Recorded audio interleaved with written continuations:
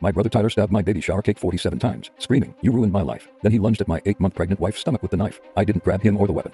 I was frozen. My dad grabbed my arms from behind and held me still, pinning me. Then Tyler lifted the knife, shaking right over the ruins of the cake. He slammed it down, hitting the board with a sickening thud. He yanked it out, frosting dripping, and did it again, faster, like he was counting his rage. Next, he snapped his eyes up and locked on my wife's belly. He stepped in close and aimed the blade.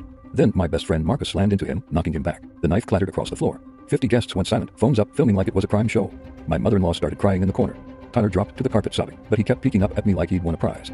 And my dad, still squeezing my wrist so hard I'd bruise, hissed in my ear, "Liam, calm down.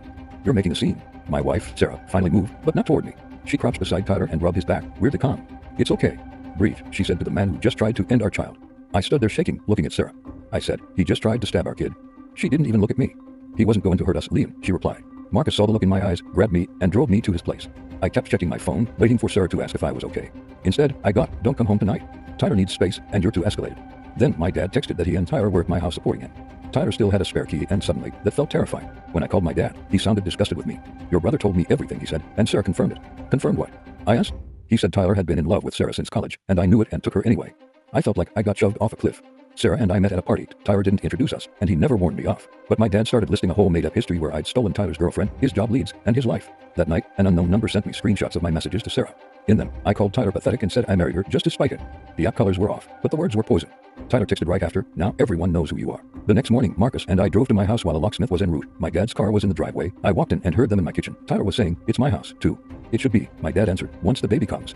Liam will understand his options." I stepped in and said, "Get out." The doorbell rang. The locksmith. I looked at my dad and said, "Change every lock right now." My dad snapped, "You wouldn't dare." I looked at him and said, "Watch me." I went to the police, showed them the guest videos, and gave a statement.